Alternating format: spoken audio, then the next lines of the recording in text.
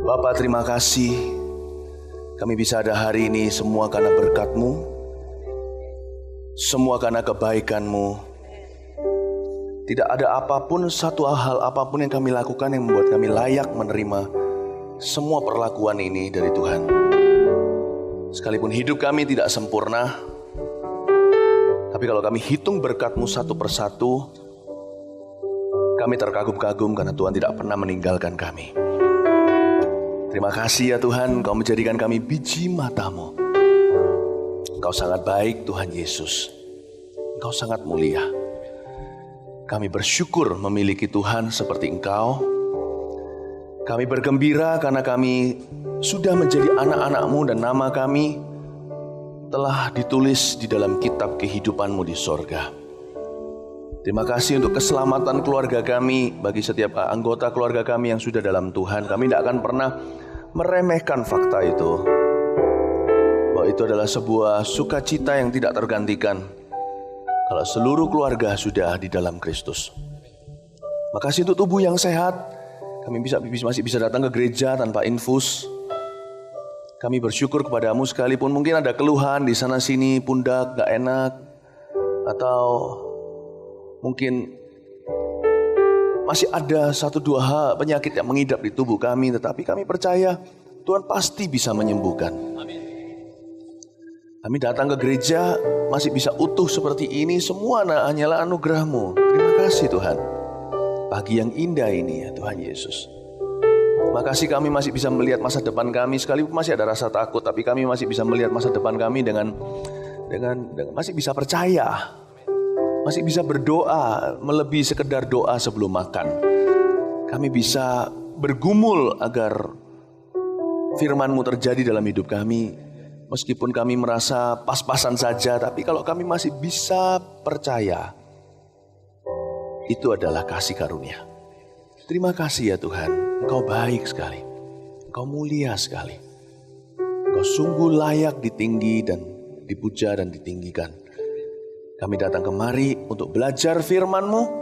Kami ingin mendengar suara-Mu. Tuhan Yesus, berbicaralah kepada kami lewat Roh Kudus-Mu. Taruh firman-Mu di lidah bibir hamba-Mu sehingga seluruh jemaat hari ini sepanjang hari 4 ibadah dan live streamingnya. Semua jemaat tak ada kecuali yang tidak ada yang dilewatkan oleh Roh Kudus-Mu. Buat kami bertumbuh, buat kami mengalami keajaiban firman-Mu. Terima kasih Bapa. Di dalam nama Tuhan Yesus Kristus yang percaya katakan amin. Puji Tuhan, berikan tepuk tangan untuk Tuhan Yesus. Puji Tuhan. Silakan duduk kembali. Kebaktian hari ini diikuti oleh beberapa satelit dan mereka juga ingin mengikuti seri pengajaran kitab Galatia yang sudah dimulai minggu lalu di kebaktian 3 dan 4. Anda bisa dapatkan dan beli DVD atau CD-nya di Pustaka Raja Wali di bawah. Kalau yang di satelit juga bisa pesan. Nanti di Pustaka Raja Wali di sana pasti tersedia. Dan saya dorong Anda untuk mengikuti seri ini karena ini bicara soal kasih karunia. Semua karena anugerahnya. Saya kok yakin bahwa sebagian besar berkat Tuhan yang ajaib di hidup kita bukan kita usahakan. Tetapi semua adalah kasih karunia. Karena itu mari kita mengerti kasih karunia itu supaya jangan sampai kita salah paham lalu bergantung dan bersandar kepada hikmat dan kekuatan sendiri lalu kehilangan kesempatan. Amin. Di kebaktian yang ketiga minggu lalu saya sampaikan sesuatu yang untuk memulai terlebih dahulu pengajaran ini, pewahyuan-pewahyuan yang dasar tentang kasih karunia. Lalu kebaktian terakhir minggu lalu, saya sangat menikmati connect dengan jemaat hati ke hati. Kita banyak ketawa. Itu adalah seri Galatia yang paling fun mungkin ya. Minggu lalu di kebaktian terakhir. Anda bisa dengarkan semuanya. Dan hari ini saya yakin Anda juga sudah membaca kitab Galatia minimal beberapa pasal. Sebab kita segera akan menerima pengajaran dari Galatia pasal yang ketiga di kebaktian ini.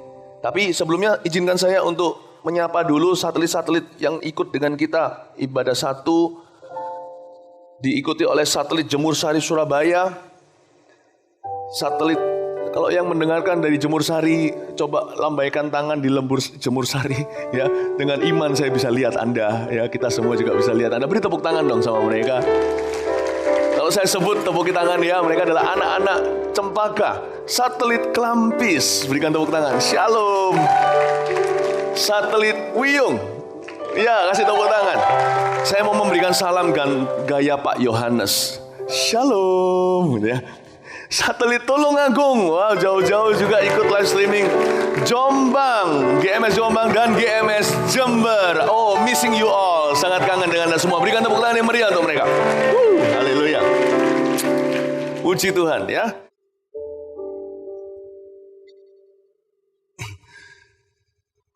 Ya, saya jelaskan sedikit background latar belakang Galatia. Galatia itu hari ini di daerah Turki, Timur Tengah. Atau di daerah situ, ya, daerah di Eropa sebenarnya, Turki bukan Timur Tengah. Nah, di Turki. Dan Rasul Paulus yang pergi ke sana merintis sebuah gereja kayak GMS gitu loh, di Tulungagung, di Jember. Rasul Paulus ke sana merintis sebuah gereja yang luar biasa. Yang isinya bukan orang-orang Yahudi, sebagian besar malah justru orang-orang bukan orang Israel, tapi orang-orang asing.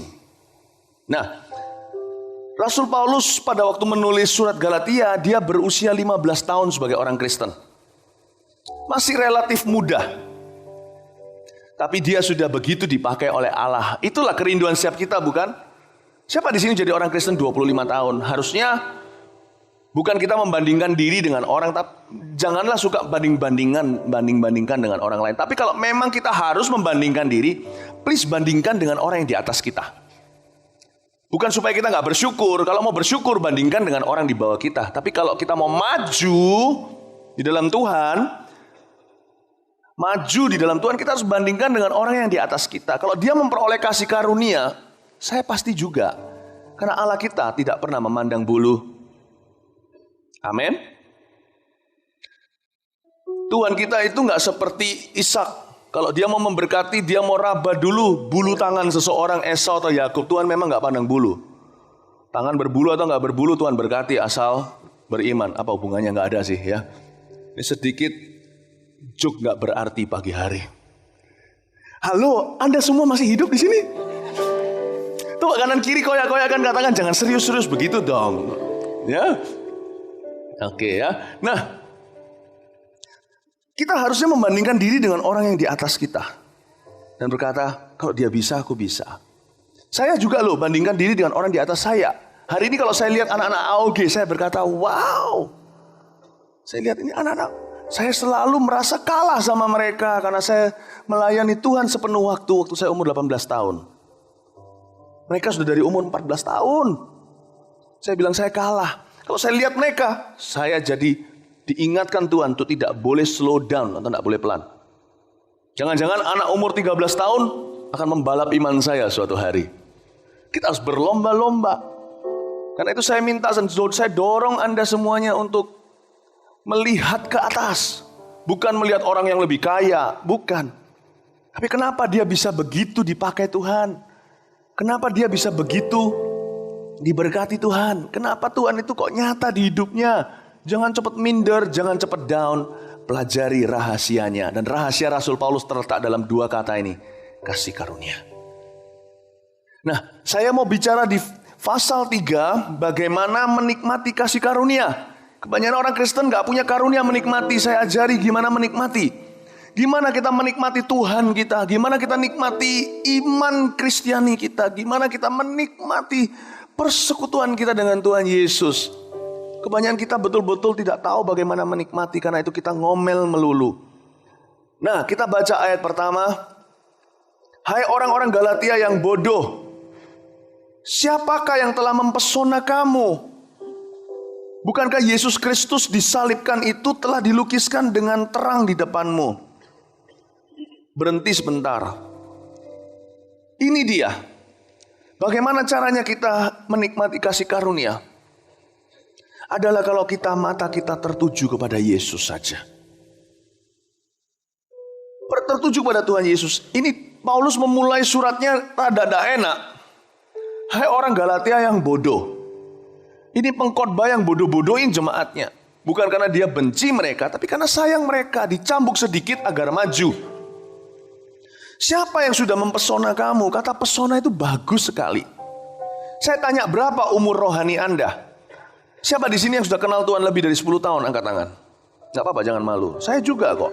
Saya 21 tahun kenal Tuhan.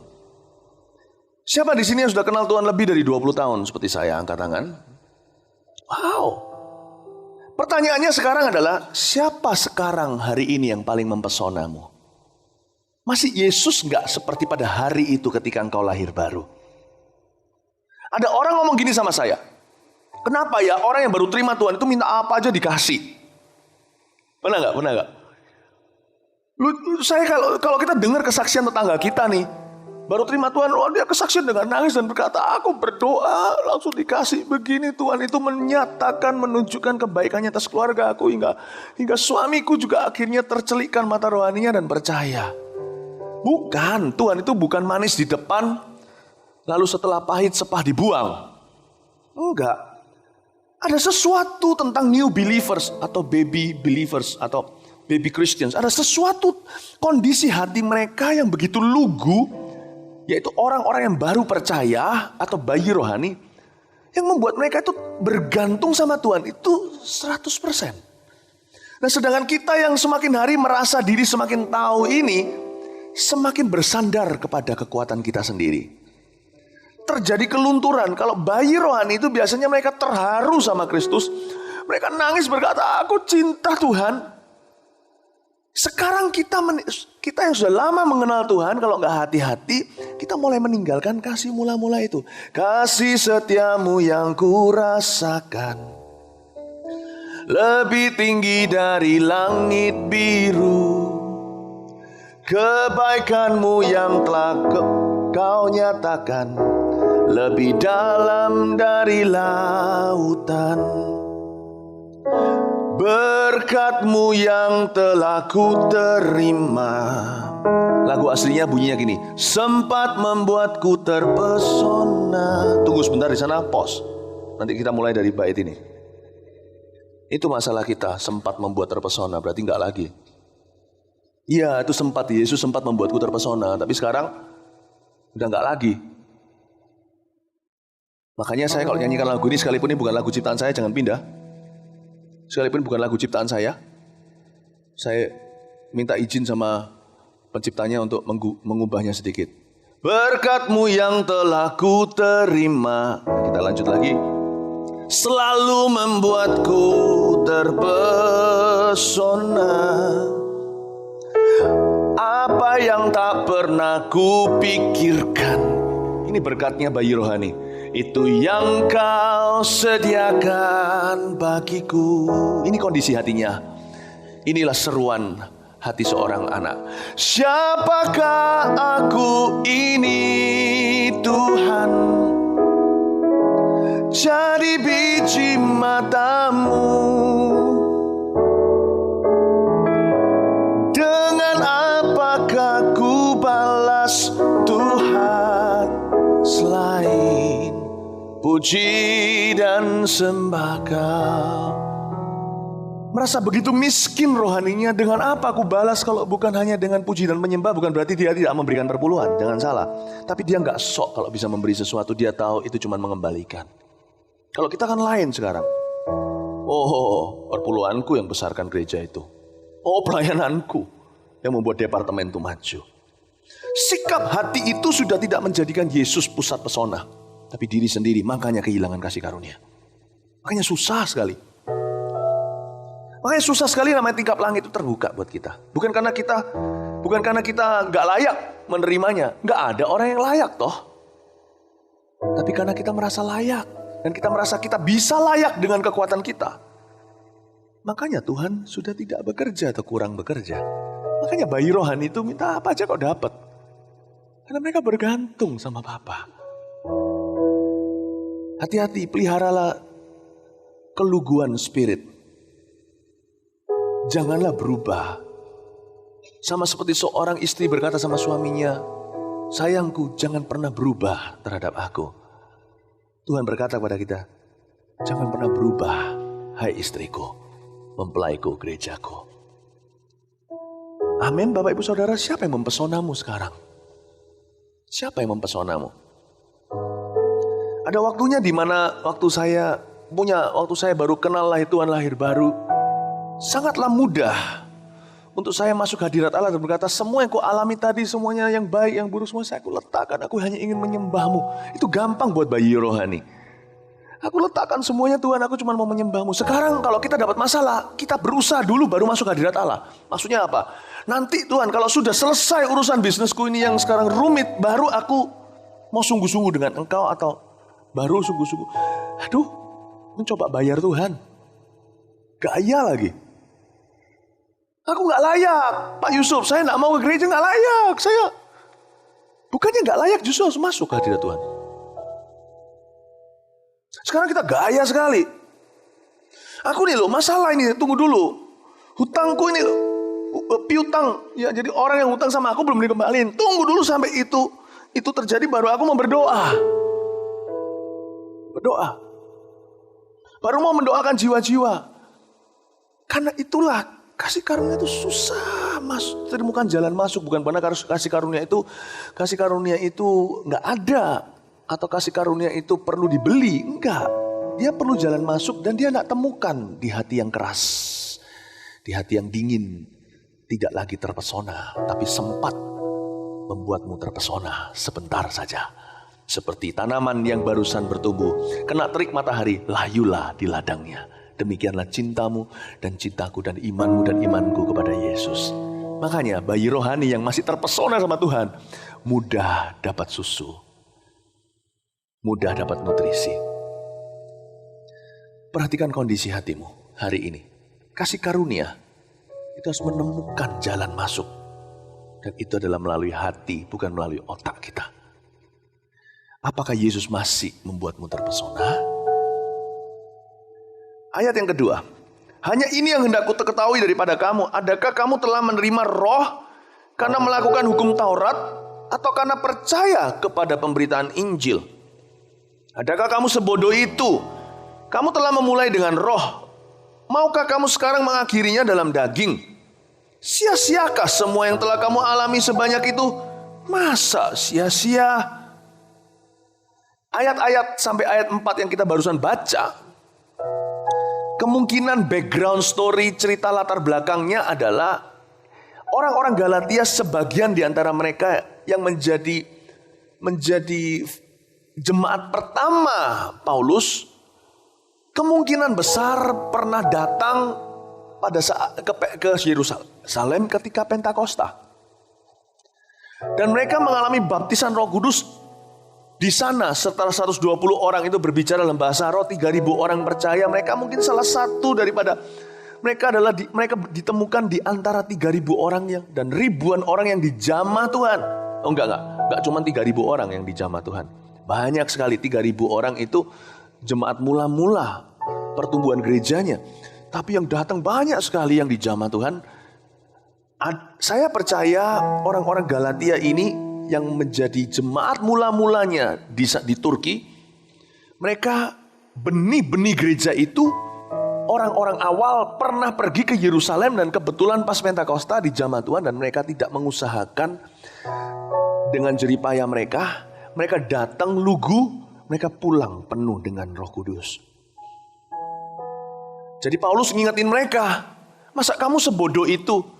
Dulu kamu terima Roh Kudus, dulu engkau menerima Roh Kudus karena engkau melakukan hukum Taurat, atau karena engkau layak, atau karena engkau minta?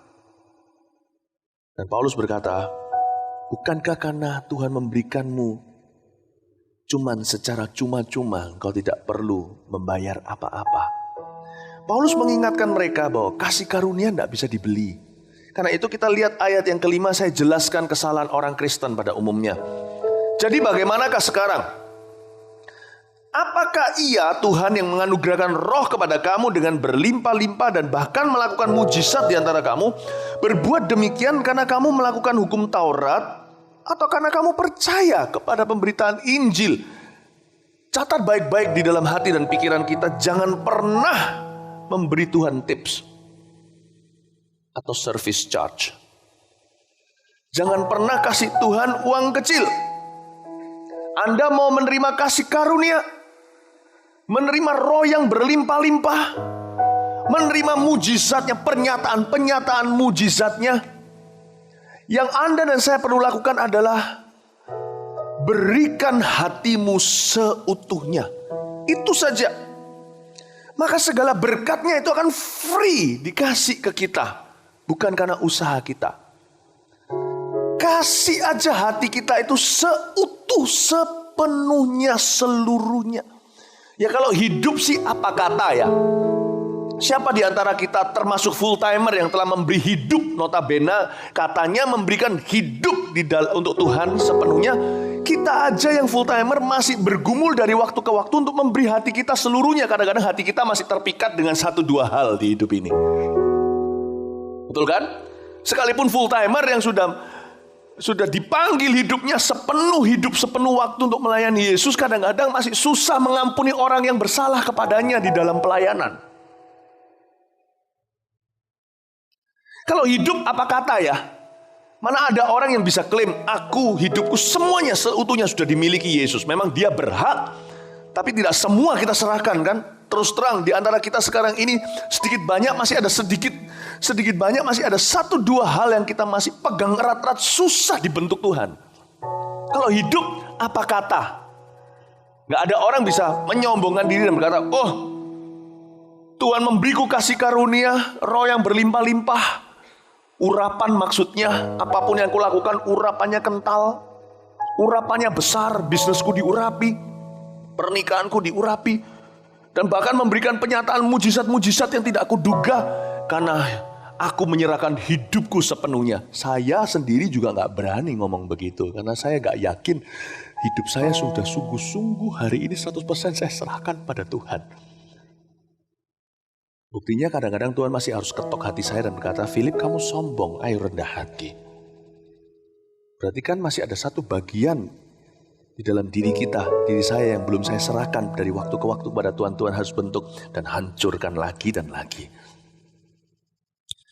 Tapi hati kita bisa kasih seluruhnya, karena hati bicara hari ini. Hati bicara masa kini, saat ini. Kalau masuk hadirat Tuhan sepenuh hati, itulah yang mengundang kasih karunia yang datang di dalam kehidupan kita. Tuhan, ini aku terbuka, selidiki aku, apakah ada jalanku yang serong. Tuntunlah aku di jalan yang kekal. Tuhan mau apa ngomong saja. Aku meskipun susah, aku akan berikan kepadamu. Jangan sembunyikan sesuatu waktu masuk hadirat Tuhan. Atau waktu Tuhan panggil Anda masuk hadiratnya, waktu Tuhan ketuk hati Anda, serahkan semua. Jangan kasih Tuhan uang kecil service charge, jangan coba tip dia. Tuhan, aku akan melayani kalau aku sembuh. Seluruh malaikat ketawa di sorga. Uang kecil tuh. Itu kayak mau suap Tuhan seolah-olah dia butuh gitu loh. Kalau kita melayani, kalau kita bisa memberi, kalau kita bisa nyanyi, apa segala, seolah-olah Tuhan itu seolah-olah Tuhan itu beruntung gitu loh kalau kita itu melayani. Jangan. Bahasanya jangan gitu sama Tuhan. Ya Tuhan, ini aku dan segala kondisiku. Bicaralah kepadaku. Aku mau. Aku mau menjadi serupa denganmu. Aku mau jadi anak yang nurut sama bapaknya. Jangan garis bawahi mau nurutnya apa. Sebab seringkali Tuhan bicaranya lain. Benar. Anda kira bahwa Anda mau melayani, nanti Tuhan akan bicara tentang, mungkin Tuhan akan bicara tentang seseorang di dalam hidupmu. Yang Tuhan ingin sekali Anda beres dengan orang itu. Tuhan ngomongnya lain. Pasti ada job desk dari Tuhan. Pasti ada tugas. Tapi tugas itu bukan intinya. Yang Tuhan mau adalah supaya hati Anda menjadi miliknya seluruhnya. Dan koneksi hati dengan Tuhan, hati ke hati, akan menimbulkan keputusan-keputusan yang benar di matanya. Akan ada instruksi-instruksi rohani. Tapi bukan karena, jangan pernah kita itu orientasinya melakukan sesuatu. Tapi orientasinya menghampiri Tuhan dengan segenap hati. Tuhan pasti memberitahu langkah berikutnya apa. Tapi kalau orang masuk ke hadirat Tuhan langsung berkata, oke, apa? Apa? Kita tidak akan kenal hatinya kalau kita cuma pikirannya ke PR melulu. Tuhan ingin kita berserah. Serahkan hati itu total. Kalau hidup apa kata? Nggak ada yang sempurna. Saya yakin 10 tahun dari sekarang saya akan lebih sempurna dari hari ini. Karena hidup saya akan semakin dikerjakan oleh Kristus. Tapi saya tahu memberikan hati itu adalah sekali, setiap langkah sekali. Saya tahu hari ini waktu saya berkhotbah di depan Anda, hati saya ini 100% milik Yesus. Benar-benar 100% milik Yesus sekarang ini. Kenapa? Saya sengaja berikan. Saya sekarang di posisi berkata seperti Maria, aku hanyalah hamba-Mu, terjadilah kepadaku sesuai dengan kehendak-Mu. Itu yang disebut oleh Paulus di sini. Dia menganugerahkan kepadamu roh yang berlimpah-limpah, melakukan mujizat. Bukan karena kamu melakukan sesuatu, tapi karena kamu percaya kepadanya dulu. Melakukannya kedua. Kalau melakukan dulu itu namanya kedagingan. Kita belum apa-apa udah garis bawahi Tuhan. Tuhan, kalau sampai Engkau beriku jodoh, aku pasti mau terlibat lebih dalam lagi di dalam pekerjaan-Mu. Tuhan, kalau sampai aku bisa bisnisku ini, tokoku dari 1 jadi 3, aku pasti akan bayar perpuluhan. Tuhan, kalau sampai pabrikku bisa keluar dari hutang, aku pasti akan nanti menjadi bendahara kerajaan sorga. Untuk bisa membangun gereja-gereja Mawar Sharon berikutnya. Don't tell him what to do. Itu bukan kasih karunia. Berarti dia adalah hamba-Mu. Jangan beritahu Tuhan apa yang dia harus lakukan kepadamu. Datang kepada Tuhan dan berkata, bersyukurlah dia mengasihi-Mu, dan katakan, Tuhan, ajari aku mengasihi-Mu, lalu dengarkan suaranya apa yang dia suruh engkau lakukan. Lakukan saja, kata Yesus, kata Maria kepada para pelayan-pelayan di Kana. Apapun yang anakku ini bukan anakku, dibisikin. Tahu nggak, ini anak Allah. Dia cuma dititipkan ke aku. Apa saja yang dia suruh kamu lakukan, do it. Lakukanlah. Maria tidak menggarisbawahi apa yang harus Yesus lakukan. Dia berada di posisi kasih karunia berserah, dan dia ajari semua pelayannya untuk mengalami mujizat harus berada di posisi yang sama dengan dia, berserah dan dengar suaranya. Dan Yesus, untung Maria tidak garis bawahi, sebab yang disuruh Yesus sama sekali tidak masuk akal. Dan betul-betul di luar dunia ini. Dia berkata, isi semua gentong dengan air. Semua orang berkata, gila. Mungkin semua orang berkata, gila ini orang. Tapi karena mereka sudah diajari posisi kasih karunia, mereka melakukan juga. Semua gentong itu isi dengan anggur termanis sampai akhir pesta. You know, sometimes Tuhan akan bicara dengan Anda, ampuni seseorang. Atau bahkan minta maaf kepada seseorang, mengembalikan uang orang tertentu. Seperti Sakius, Tuhan punya job desk, jangan ditentukan karena beda dengan yang kau pikirkan. Karena dia adalah sinsei terhebat. Dia tahu tekan titik mana untuk menyembuhkan seluruh tubuh. Jangan tentukan kalau sakitnya di jempol, jempollah yang dipincat-pincat. Gak tentu begitu, malah tambah bengkak. Kasih karunia menemukan jalur darah kepada kesembuhan total, pemulihan total kehidupan seseorang. Hanya Tuhan yang tahu. Dan jalan itu hanya ditempuh dengan seseorang datang ke hadirat Tuhan, terpesona dengan dia, menikmati dia dan berkata, Tuhan, apapun yang kau suruh aku lakukan. Aku lakukan. Sebab kau selalu benar. Amin. Amin Bapak Ibu Saudara. Semoga saya harap Anda mengerti bahwa Tuhan tidak perlu uang kecil. He wants your life. Dia ingin hidupmu. Amin. Mari kita sekarang baca lebih lanjut. Saya harap Anda bisa nangkep nggak ini ya? Mungkin agak sedikit, semakin mendalam sedikit.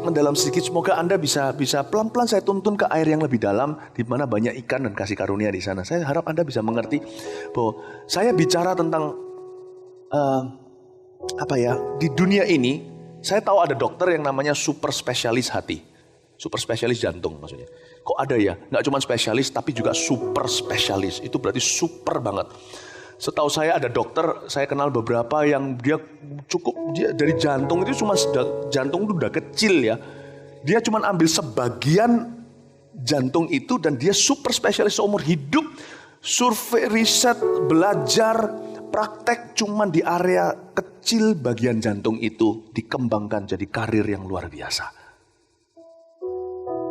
Saya harap sekali saudara apa yang saya sampaikan ini akan seperti praktek super spesialis hati. Saya mau bawa Anda masuk ke dalam. Jantung pun bukan jantung kanan kiri, cuma jantung kiri. Dan kiri pun cuma sebelah bawah. Sebelah bawah cuma bagian itu, satu dot itu. Saya mau bawa Anda ke dalam, namanya motivasi kasih karunia. Semoga Anda bisa mengalami terobosan baru dalam hubunganmu dengan Kristus.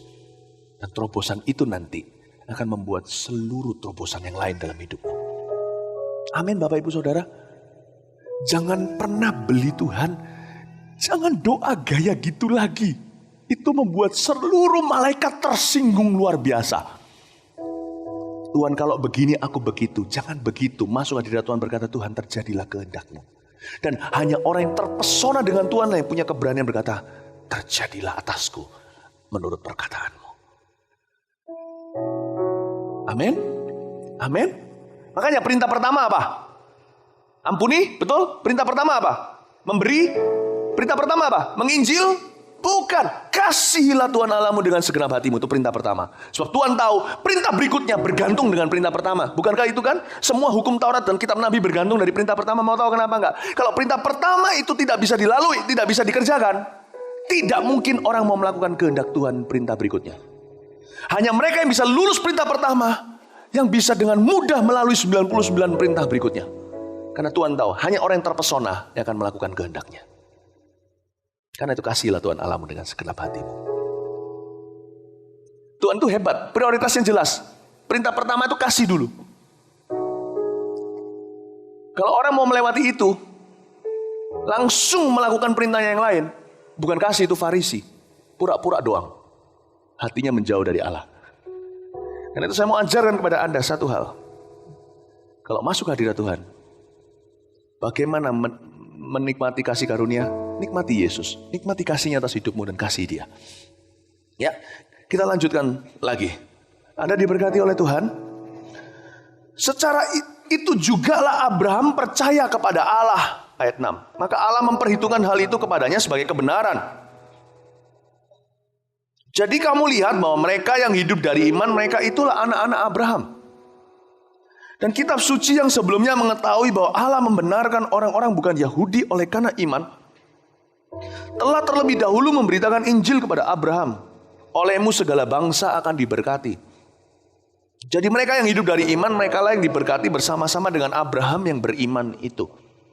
Karena semua orang yang hidup dari pekerjaan hukum Taurat berada di bawah kutuk. Sebab ada tertulis, terkutuklah orang yang tidak setia melakukan segala sesuatu yang tertulis di dalam kitab hukum Taurat. Coba katakan Abraham. Katakan iman Abraham. Ya, nanti di kebaktian berikutnya saya akan ajarkan bahwa bagaimana iman itu sebenarnya bekerja paling bagus di dalam alam kasih. Saudara, kadang-kadang Anda dan saya, kita seringkali mengeluh iman kita terlalu kecil atau terlalu lemah. Jangan dipompa imannya. Ya, sama dengan ban kita kalau kurang angin, gak perlu kita rame-rame segereja sebulin. Enggak. Itu angin dari luar gak membuat ban itu mengembang. Saudara tahu nggak, ada banyak sekali terobosan baru itu akan terjadi karena imanmu. Tapi imanmu dan imanku tidak akan mengembang kalau kita tidak mengerti bagaimana menikmati kasih karunia itu dari dalam. Bagaimana mengasihi. Kalau kita tidak mengerti hubungan kasih kita dengan Tuhan itu rapuh, dangkal, plastik saja. Cuman hubungan kita dengan Tuhan itu plastik saja, plastik doang. Maka tidak akan terjadi apa-apa.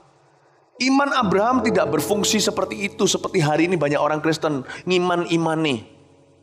Iman Abraham itu luar biasa. Tingkat percayanya sama Tuhan itu bukan main iman-imanan seperti hari ini yang kita lihat banyak di dalam banyak pelayanan dan gereja. Ayo beriman sama Tuhan, beriman. Siapa di sini mau BMW? Pikirkan BMW. Bilang dalam nama Yesus, BMW. Siapa di sini mau? Itu iman-imanan. Itu magic show. Iman Abraham itu anginnya dari dalam. Percayanya tinggi sama Tuhan. Anda mau tahu semua cerita tadi ini, kita bicara soal Abraham lah, jadi berkat bagi bangsa lah, bla bla bla lah. Anda ingat satu cerita Abraham, jangan lupa, cuman dia jadi bapak bangsa-bangsa.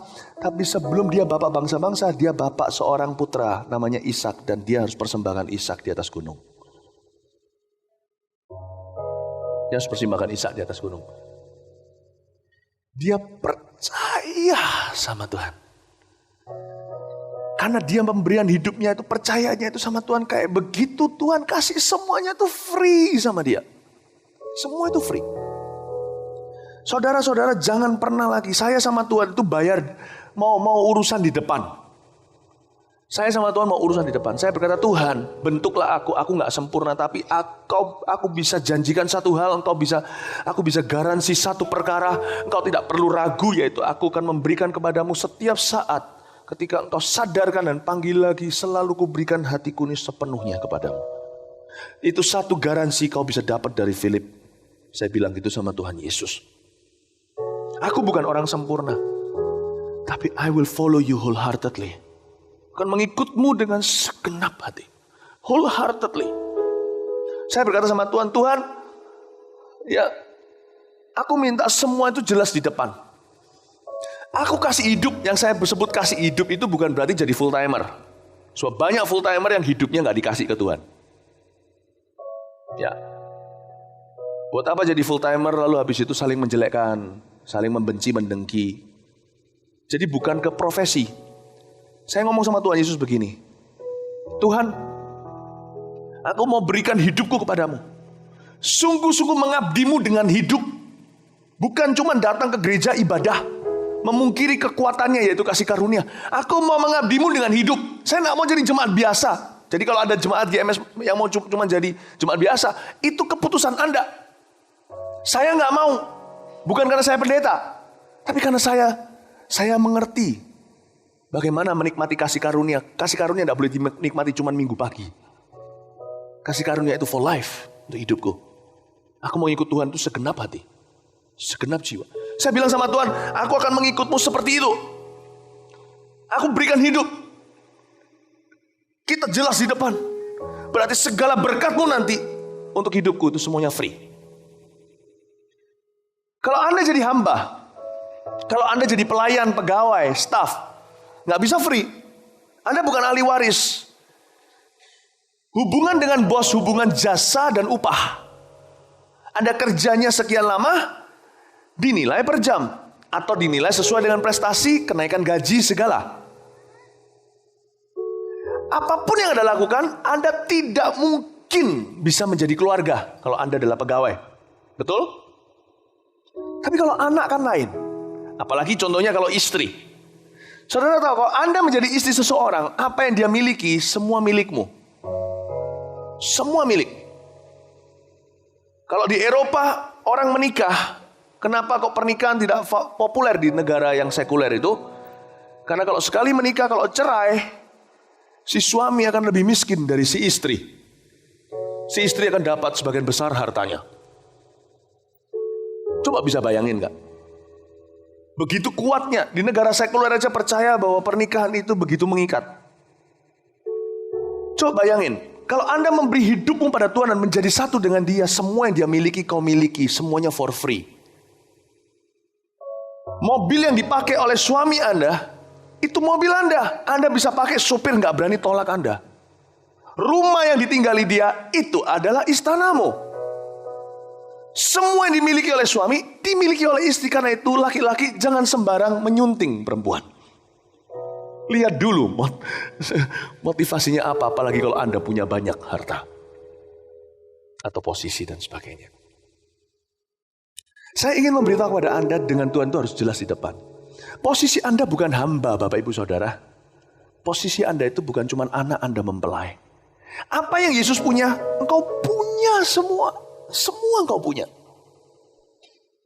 Tapi untuk menikah dengan Tuhan Yesus, you have to give it all up. Give it all up. Menyerahkan segalanya. Tidak bisa menikah dengan Tuhan Yesus kalau tidak segenap hati. Sebab Yesus tidak mau dimadu. Tidak mau dimadu. Amin Bapak Ibu Saudara. Semoga kata-kata ini membuatkan Anda pulang Anda mencatat, Anda harus merenungkan ini. Karena apa yang saya sampaikan ini bukan aplikasi sehari-harinya yang saya beritakan. Karena terlalu banyak, saya beri prinsipnya nanti waktu Anda di kehidupan sehari-hari bertemu dengan kondisi-kondisi, keadaan-keadaan tertentu. Roh Kudus akan mengingatkan apa yang Yesus ajarkan melalui mulut saya. Anda akan ingat, oh harusnya bersikap begini, harusnya bersikap begitu. Dan Anda akan menemukan tidak lain, air yang tenang dan rumput yang hijau kemanapun Anda pergi. Amin Bapak Ibu Saudara.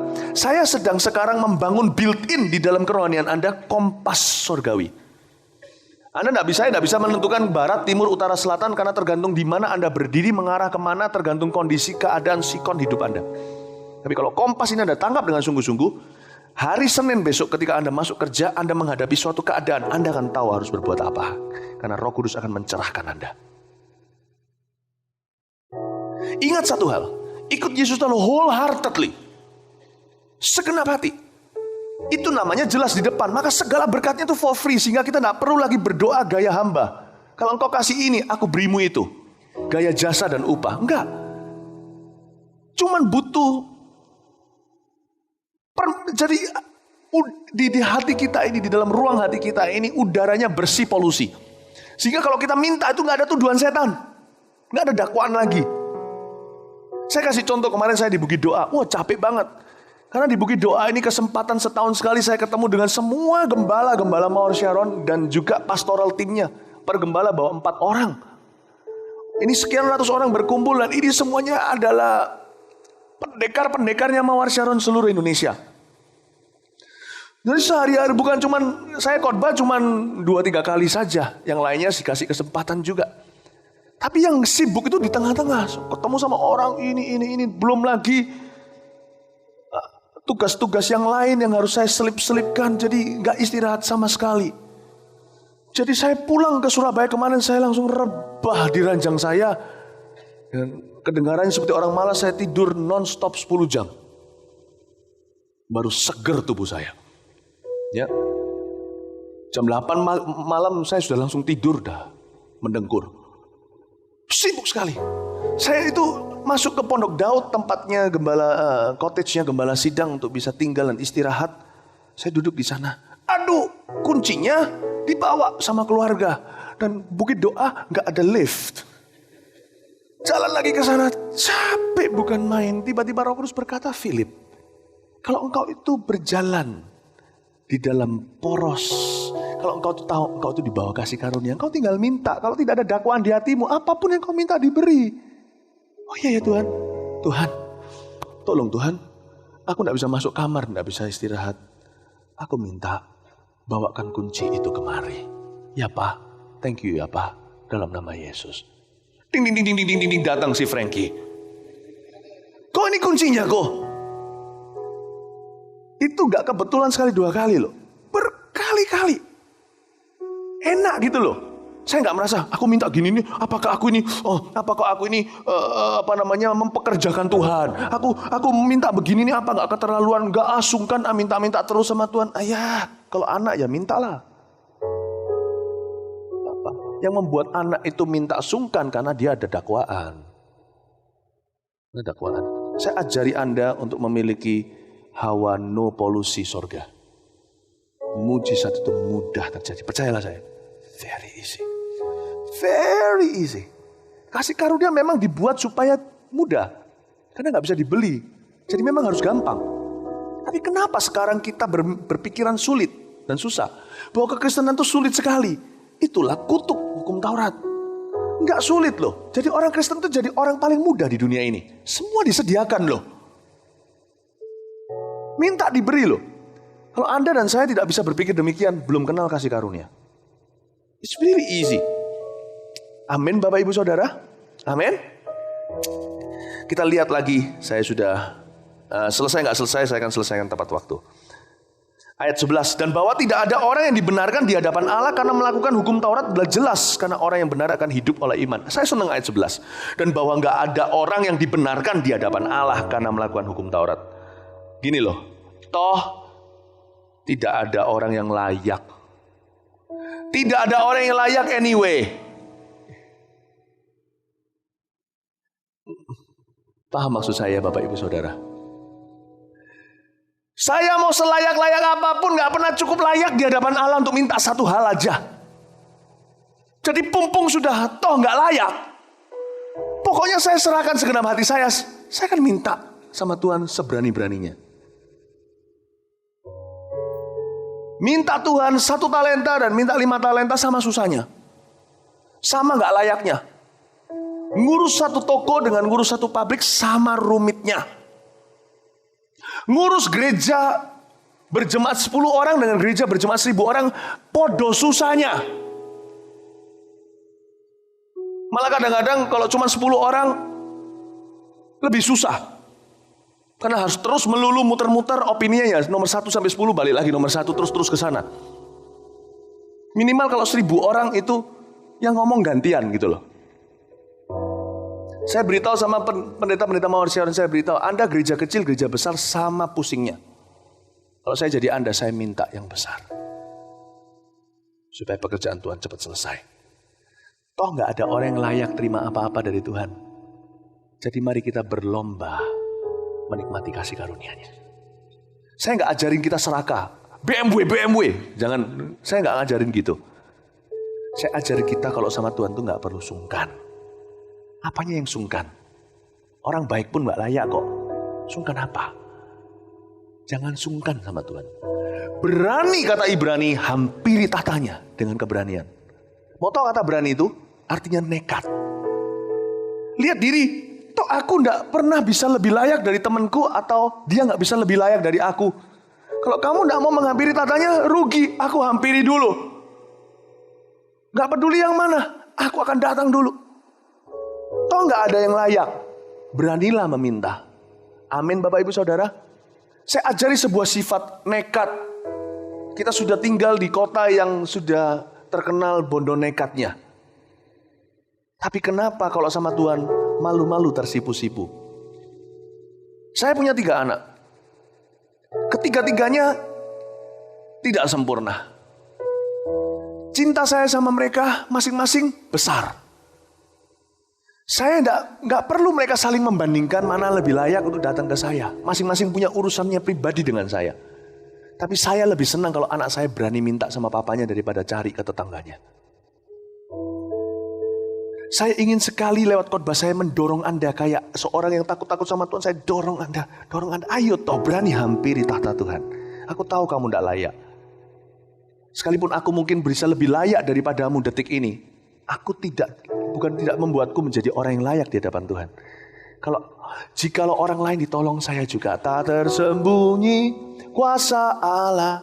Kalau lain ditolong, saya juga.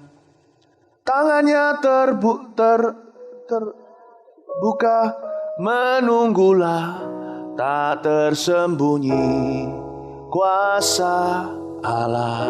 Tangannya terbuka, menunggulah, tak tersembunyi kuasa Allah. Saya terima di Facebook komentar-komentar seperti ini. Pak Philip doakan saya supaya saya lulus ujian. Pak Philip, Pastor Philip doakan saya supaya keluarga kami terima Tuhan. Pak Mantova itu juga jelas-jelas juga bukan orang Mawar Siaran, jelas ya. Saya tidak pernah di sini panggil Pak Mantova.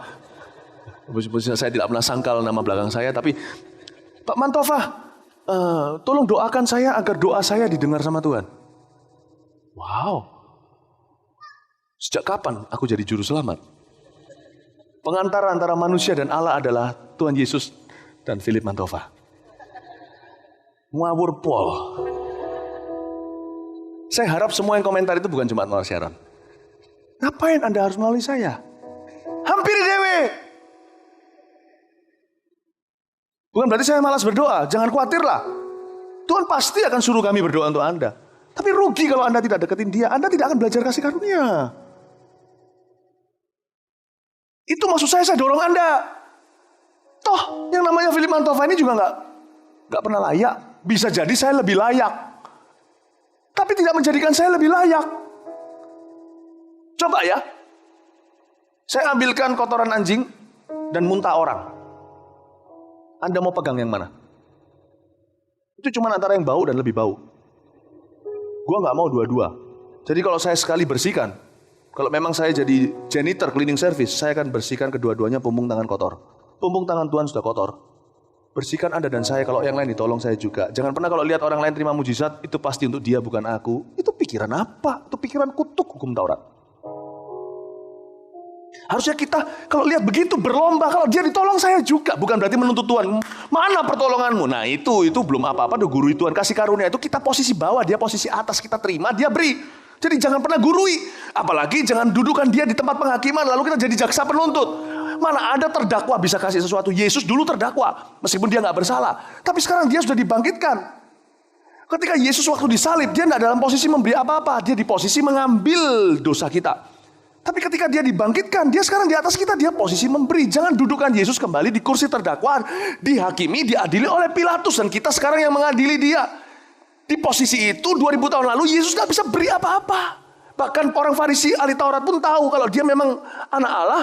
Seperti yang dia katakan, suruh dia turun. Selamatkan diri sendiri aja gak bisa mau selamatkan kita. Betul. Ada betulnya kata-kata itu. Yesus memang tidak bisa selamatkan siapa-siapa secara fisik. Tidak dalam posisi memberi kecuali mengangkat dosa kita. Lah Yesus kita ditaruh di posisi gitu lagi secara rohani dia di dalam diri kita. Ibrani mengatakan itu namanya menyalibkan Yesus lagi. Yesus taruh di bawah, dituntut-tuntut, digoblok-goblokin. Ya mana bisa ada terima kasih karunia. Kasih karunia Anda tidak memberi posisi. Saya mau khotbah, Anda tidak kasih mimbar. Gimana saya jadi berkat? Kecuali saya paksa. Tuhan gak pernah paksa, dia ketok pintu punya. Harusnya kalau kita lihat orang lain diberkati, kita berkata, aku juga. Tapi dengan hati terpesona dan kagum dan takut dan sayang. Aku juga, dan haus dan lapar, aku juga. Toh tangan Tuhan udah kotor nih. Saya beritahu ya, tangan Tuhan itu sudah kotor sekarang. Jadi kalau bersihin, jangan cuma bersihin 1-2. Hom pimpa, alayum, ngambreng. Cang panjang-panjang, siang panjang jadi. Perbedaan saya dan Anda cuman yang mana adalah muntah, yang mana adalah pup. Kotoran. Yang mana adalah yang mana adalah muntah. Anda dan saya sama kotornya. Toh tidak ada orang yang dibenarkan di hadapan Allah. Karena tidak ada orang yang dibenarkan oleh Allah karena apa? Melakukan hukum Taurat. Adalah jelas. Saya senang kata itu, adalah jelas. Udah jelas kok. Jadi saya minta Anda, semoga yang nanti komentar-komentar gitu di Facebook, di Twitter, bukanlah Jemaat Mawar Sharon. Kenapa? Kalau Anda ditanya, kenapa kok bukan Jemaat Mawar Sharon? Karena kami sudah diberitahu di dalam seri pengajaran Galatia. Semua karena anugerahnya, jadi semuanya free punya. Saya tinggal memberi hidup, memberi hati, sudah semuanya Tuhan. Saya belajar untuk menikmati kasih karunia. Saya kemanapun saya pergi, saya akan menemukan rumput hijau dan air. Amin, amin. Saya gak bisa selesaikan, saya selesai sampai sini. Padahal ini sebenarnya bagus sekali, luar biasa.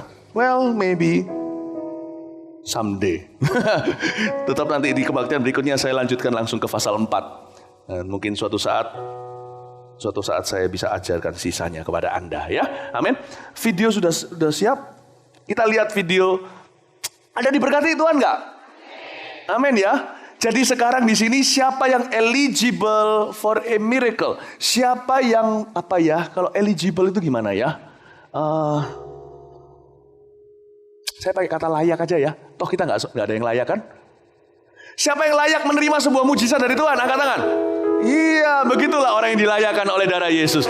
Amin. Kasih tepuk tangan ke Tuhan Yesus. Toh kita semua sudah nggak ada yang layak, jadi mendingan kita bicara bahasa layak. Kita mending ngomong sesuatu yang kita yang sudah tahu, nggak usah diomongin. Ngapain kita ngobrol sama satu orang? Tahu nggak? Rumput itu hijau. Coba ya keluar ya, ajak ngobrol teman-teman Anda di kantor. Tahu nggak rumput itu hijau? Tahu nggak hidungmu satu? Orang bilang, kamu itu, please, sudah nggak perlu lagi confess, melulu, ngaku, bicara tentang betapa tidak layaknya engkau. Please, spare me the info I already know. Please, jangan beritahu saya informasi yang saya sudah tahu. Pengetahuan umum itu. Beritahu saya yang saya belum tahu. Beritahu saya apa yang orang lain masih terkejut mendengarkannya. Aku layak karena dilayakkan oleh Yesus. Aku eligible for His blessing. Aku layak menerima sebuah berkat karena aku sekarang adalah anaknya. Mulai hari ini, kalau setiap kali aku lihat orang lain diberkati, aku akan menghampiri Tuhan lebih lagi. Bukan justru iri dan justru merasa diri hopeless, minder, tak bisa apa-apa, merasa tak ada harapan, lalu lemah tulang belulangku, lemas rohani, tidak melakukan sesuatu. Aku akan mendekat pada Tuhan karena aku tahu semua karena anugerahnya. Dia baik, aku mau mengenal Dia, aku mau jalan dengan Dia. Apapun yang Dia katakan biar terjadi di hidupku, baik itu janji maupun perintah. Aku tidak ragu lagi. Yesus satu-satunya mempesona aku, dan aku tidak akan melepaskan Dia karena saya butuh sama Dia selama-lamanya seumur hidupku. Amin Bapak Ibu Saudara. Amin, amin. Mari kita berikan tepuk tangan untuk Tuhan Yesus sekali lagi. Praise the Lord. Apa yang dilakukan oleh teman-teman kita ini untuk layak menerima kasih karunia? Tidak ada. Mereka percaya saja. Maukah Anda percaya untuk kondisi Anda? Saya ingin sekali sebelum menutup ibadah ini untuk melayani orang-orang yang di dalam sebuah pergumulan maupun pergumulan yang berat. Dimanapun Anda berada, saya tidak tahu pergumulan Anda, Roh Kudus tahu, tapi di sini ada roh iman. Di dalam kebaktian ini ada roh kesucian, kekudusan yang indah sekali. Saya tahu mujizat akan mudah terjadi. Tidak ada kesempatan seperti di FK untuk Anda maju ke depan menyaksikannya. Tapi saya yakin di hidup Anda akan menyaksikan kebaikan Tuhan. Karena setelah hari ini Allah pasti akan membuka pintu bagi setiap Anda. Amin. Siapa di sini yang Anda mengalami pergumulan yang maupun pergumulan yang berat, Anda bisa angkat tangan di tempat saja. Mari kita berdoa sama-sama. Terima kasih ya Tuhan. Oh haleluya. Oh lihat. Tuhan tidak melupakan Anda. Anda adalah dombanya. Sekarang Anda tetap mengangkat tangan, kita akan berdoa hingga Tuhan menjamah hati kita dan hidup kita. Dan saya berdoa agar Tuhan melimpahkan rohnya dan juga mujizat, pernyataan mujizatnya diberikan pada setiap anaknya. Semua karena anugerahnya. Tetap diangkat tangannya, diberikan kepada kita.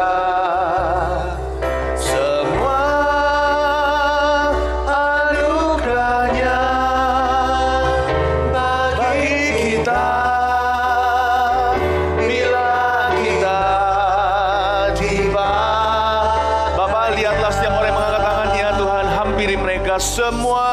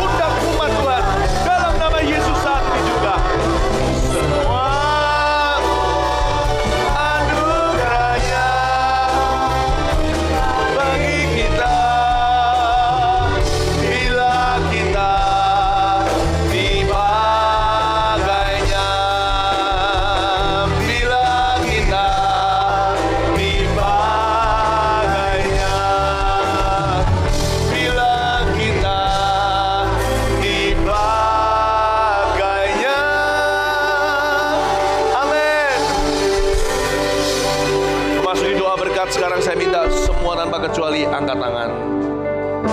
Barusan Tuhan menunjukkan kepada saya ketika kita mengakhiri lagu tersebut, ada sebuah tangga saya lihat. Saya lihat di dalam roh saya sebuah tangga naik ke atas. Malaikat naik dan tidak turun lagi. Biasanya tangga Yakub naik dan turun. Saya lihat ini tangganya naik terus, naik terus, naik terus. Saya kira itu malaikat. Tapi ketika Tuhan menunjukkan saya wajah orang-orang itu, ternyata itu adalah jemaat. Dengarkan firman Tuhan dalam doa berkat ini, ada sebuah marifat. Saya tidak minta dan Anda juga tidak minta. Tadi saya berdoa untuk Tuhan mengangkat Cook, tapi ternyata Tuhan mau melakukan sesuatu yang lebih. Tidak kebetulan Anda datang di kebaktian pertama karena di sini ada berkat yang tersendiri, yang unik masing-masing ibadah. Saya melihat Anda barusan wajah-wajah Anda. Saya lihat dalam sebuah penglihatan naik ke atas tangga. Tuhan berkata kepada saya untuk saya sampaikan ke Anda bahwa promosi akan terjadi. Saya tidak tahu gimana, di sini ada banyak pekerja, saya tahu. Promosi akan terjadi dalam hidupmu. Akan terjadi promosi. Saya minta Tuhan angkat Cook. Tuhan memberitahu saya sesuatu hal yang lainnya juga. Saya lihat jemaat kau naik ke atas. Setelah pulang ini engkau akan mendapatkan promosi. Dengar kata-kata ini yang tidak layak kau terima. Dan ketika engkau menerimanya, ingatlah perkataan ini di doa berkat ini bahwa Allah yang melakukannya. Beri semua kemuliaan hanya kepada Dia dan nikmati hidupmu dan kasih karunia Tuhan dalam hidupmu. Kasih Dia. Jangan kalau Tuhan bawa ke atas kita semakin lupa, tetapi semakin cinta, semakin rendah hati. Pulanglah membawa janji Allah dikenapi. Berkat dari Allah Bapa, kasih karunia dari Tuhan Yesus, dan juga pengurapan Roh Kudus menyertai bukan cuma jemaat kami di Jalan Cempaka di Surabaya, tapi Tulungagung, Jember, Jombang, Wiyung, dan juga satelit Jemur Sari, Klampis yang Tuhan sudah pilih. Di sana jemaat kita juga mengalami DNA yang sama. Terimalah membawa kuasa Tuhan. Ketika aku ulurkan tanganku, hanya mereka Anda cuma melihat lewat kamera, tapi saya tahu ada kuasa pindah dari sini ke sana. Terimalah untuk kemuliaan Allah. Promosi terjadi dan aku berdoa setiap Cook yang sudah diangkat tak akan pernah kembali ke pundak jemaat. Jadilah pemenang, jadilah rendah hati. Cintai Tuhan seperti Abraham mencintainya dengan Ishak. Cintai Tuhan dengan apa yang paling berharga di hidupmu. Jangan kasih Dia hal-hal yang murahan atau hal-hal yang sembarangan. Layani Dia dengan segenap hatimu. Pulanglah membawa kata-kata ini dalam nama Yesus. Selamat pagi. Haleluya. Amin. Praise the Lord. God bless you.